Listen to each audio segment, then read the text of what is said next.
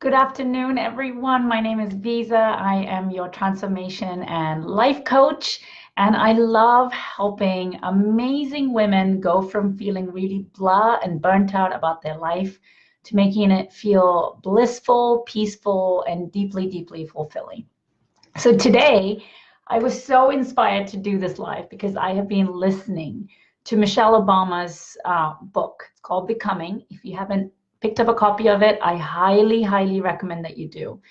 But one of the things that she goes a lot of detail about is her marriage to Barack Obama. And I love it that early on in their relationship, she said, it was before the time we learned how to fight. And that got me thinking about how my own marriage and the ups and downs that I have been on in my 15-year-long marriage, and how my husband and I are stronger than we have ever been. Our respect for each other has grown. Our love for each other has grown.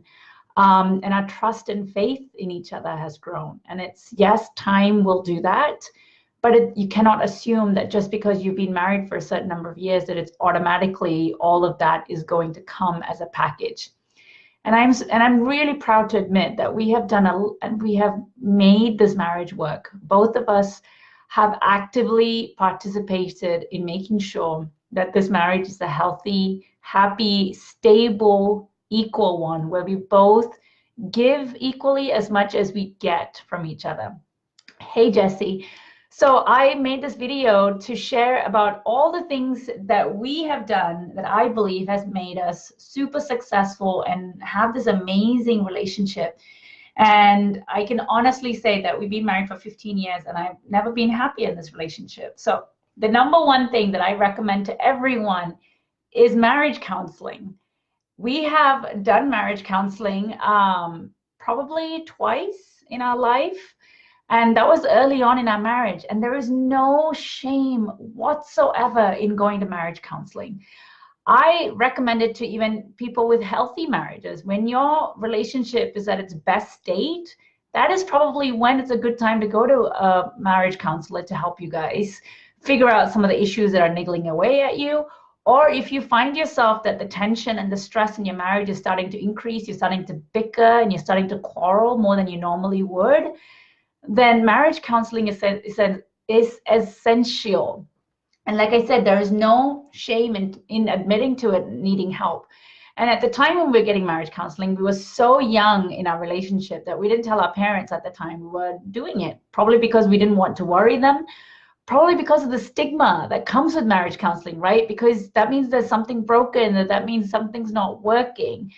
But, as a person who's been married for 15 years, if you've been married for less than 5 years, one of the things that I would recommend is that you actively figure out whether now is a good time for you guys to get marriage counseling. And the reason for this is one of the things that I learned in marriage counseling was we learned how to fight. And, in a marriage, fighting is really, really normal. And as a baby, a baby in our relationship, anytime fighting occurred, we were so passive aggressive. We were not one of those couples that kind of lashed out, yelled at each other, anything like that. It was always simmering in the background, and we were so passive aggressive. Like, you'd ask me what's wrong, and I'll be like, nothing. And you could tell quite clearly there was something wrong, but I couldn't own up to what it was or what it was that he was doing, that it was bothering me. And I kept going deeper, and I was like, well, why wasn't I comfortable doing that? The number one reason that I wasn't comfortable in fighting, on learning how to fight, was because I didn't know who I was, right? And that was major. Our marriage really turned around when we were willing to be deeply, deeply vulnerable and truthful with each other. And that started with me when I admitted to him that we had to move countries from the USA to the UK because I was suffering with depression. I could have easily let it slide, and I could have said, you know what, we'll figure this out, we'll make it work. But my pain at that time was so deep, and I was so troubled by the fact that I couldn't get my head above water about this depression and my chronic autoimmune disease. The only thing that I knew how to do was look to him and say, if we are going to do this, if we are going to survive this marriage, if I'm going to survive this depression and come out stronger, we have to move so that I have more support with my family around me, with my parents. And at that time, I had my blinkers on and I was insanely selfish. I didn't care about the fact that his career was going really well. He'd been with this company probably about 5 or 6 years by then. And I selfishly looked after my own interest, which at times in a marriage, that's how it needs to be. Sometimes when it looks like we're about to lose ourselves in order to maintain a marriage, that's when we end up losing the entire relationship. And I don't know what gave me the courage to do it, to be so selfish and say, I use the word selfish, but it was needed at that time. So if you're at that point in your marriage where you're thinking, I really, really, really need this in my life, and it's something major that needs to shift in your life, don't be scared to say it out loud to your spouse, because you'll be surprised at the answer that you might get. My husband, didn't say yes right away, but you know what? He came around to the idea, and we did end up moving to the UK. And that was such a turning point in our relationship, because it made me fall in love with him even deeper, because I was seeing what he was willing to do to save our marriage and what he was willing to do for me because he loved me. And so that was the one thing that I learned to do, is at certain points in my life, I had the courage to say what I needed in that marriage. And that's part of what's required of you to make a successful relationship, is to tell the other person what it is that you need, right? I wrote an article the other day on LinkedIn that said, do you feel like an ass when you're asking for things? And I certainly felt like an ass when I was asking to move to the UK. But that's what is needed you need to ask people for help. You cannot expect your whole life to float through life without ever having to ask anyone. That's maybe beyond what they're willing to give, or maybe it's beyond what you feel you are able to receive. But that's what you need to do. You need to be willing to ask for what you need in a marriage from your spouse. So the second thing I did was knowing myself and knowing what's important to me. There are lots of fights that will come up in a relationship, and you've got to know which are the battles that you're willing to fight. Not every battle will be as important as the next, but you got to know which is the one that you are absolutely drawing the line in the sand for. And for me, that is always with my career and following my call to fulfill my passion, right? For a long time, I've known that working in corporate America, I just was not satisfied. And again, I had to tell him, I said, I am going to quit. And he, again, was so supportive. But I knew that this was what was important to me. And every time I have pivoted in my business, I've needed to invest sums of money in starting a business. Those were all crazy, scary things to ask for, you guys, in a marriage, because sometimes you feel completely unequal, right, in a marriage too, because maybe you don't bring in as much money as your spouse. And so sometimes when you're asking for financial support more than what you're bringing in, it doesn't feel fair, or you don't feel like you should.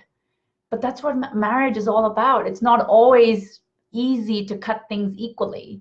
And so I got to know myself. And to this day, that has been the biggest win in our marriage, is each of us taking the time to learn what it is that we need for our own happiness. You cannot expect the other person to make you happy when you don't know what makes you happy. So it is absolutely your responsibility to get introspective, to go digging, to explore, to see what it is in your life you need to make yourself happy. Right? It seems like such an obvious thing, or maybe it's not such an obvious thing for you. It wasn't for me.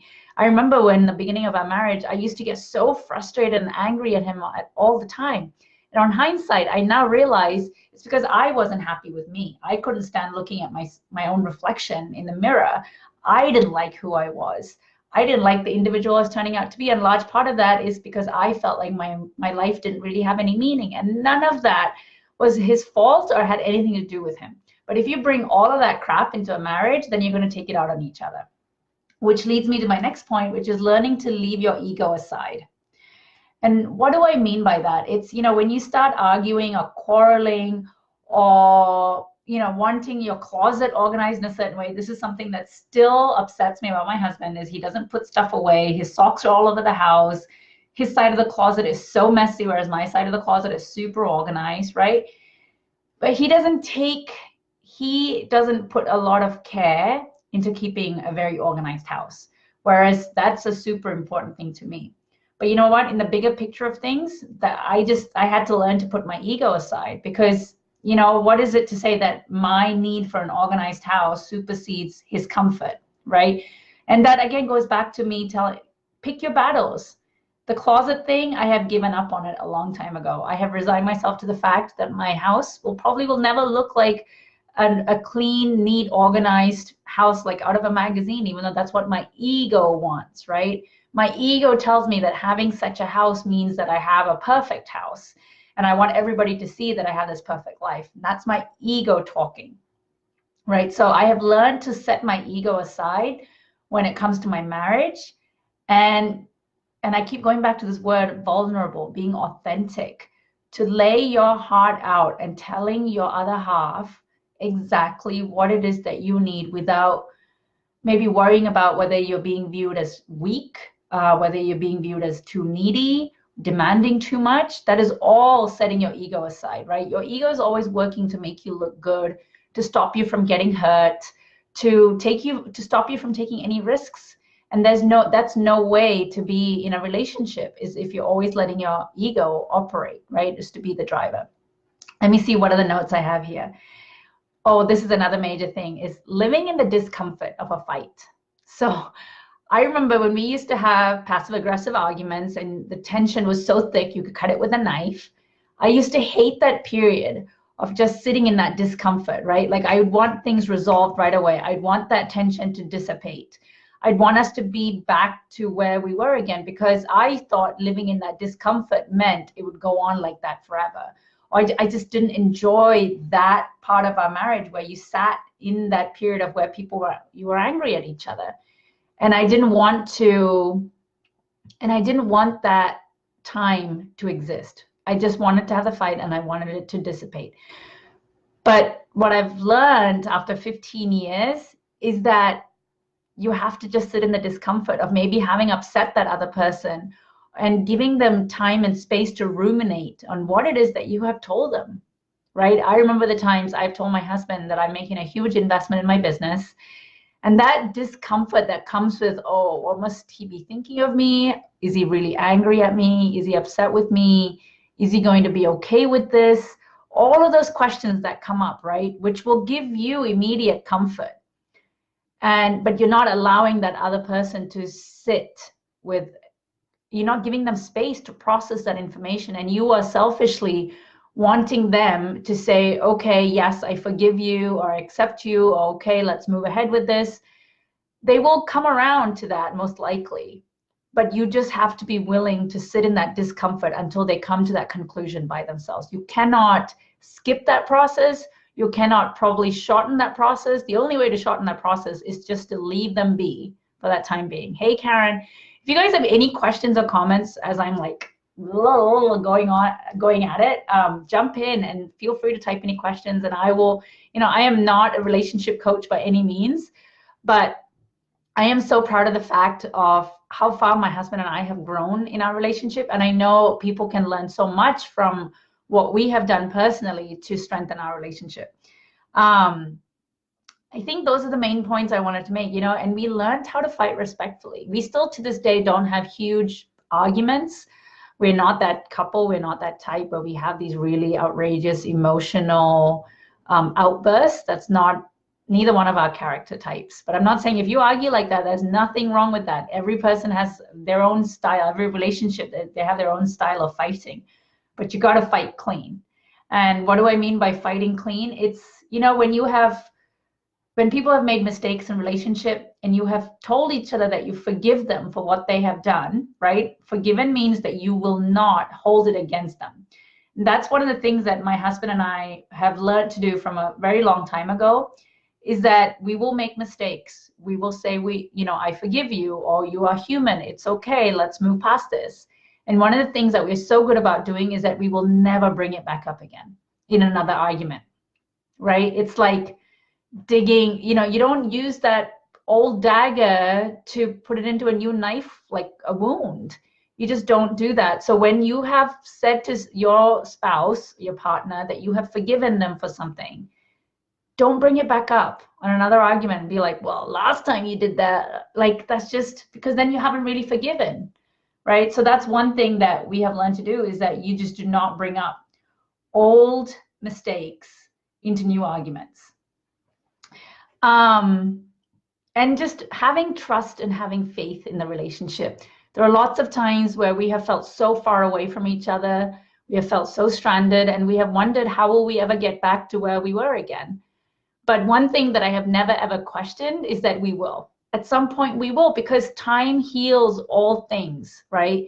Time takes away the tension after a while. Time takes away the resentment, the bitterness, the doubt.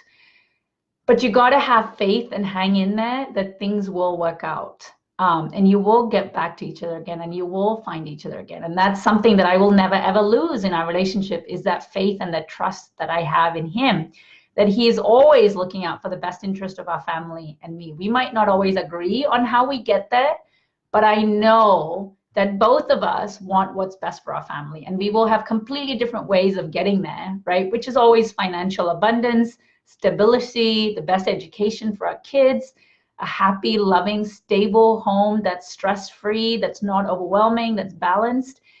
This is common things that every couple wants in a relationship for their family. And so if you both can agree on the fundamental values that are important to both of you, then yes, you two will disagree on what are the paths and the journey that you take to get there. But if you always have that as a fundamental value to build upon, then everything else is just stuff to figure out, right? So I hope my little rambling here today helped you guys think about maybe how you can improve your marriage, or if things are going really well, how to build on it. But these are all the things that helped me get to where I am after 15 years, where we're still, more deeply in love with each other than we were 15 years ago.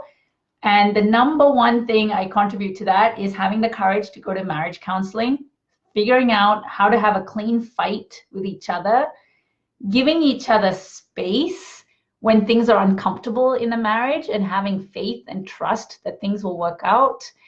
And, finally, it's having the courage to tell each other what the other one needs, right? What I need. Because just staying silent to make a marriage happy, one day it's going to blow up, or you're going to be so miserable that you don't know how to get out of that hole. So start practicing that muscle of telling your spouse what you need for your own happiness in the relationship. And sometimes when you say it out loud and they're not able to give it to you, you might realize that it's not even that important to you, right? It might turn out that it's actually not that significant to you. But you only will ever learn that if you say that out loud. And every time I have been willing to be vulnerable and take that scary step of telling him something that might seem so idiotic or stupid or really different to his way of thinking, I have never been disappointed in confessing to him what my thoughts are. In fact, it's only built our relationship, to be even stronger. So anyway, with that, I'm going to sign off with you guys. I've loved talking about this topic. Like I said, if you have any questions after you've seen this video, feel free to send me a message or a comment, and I would, love to carry on the conversation. All right, have a wonderful day. I will talk to you guys soon. Bye-bye.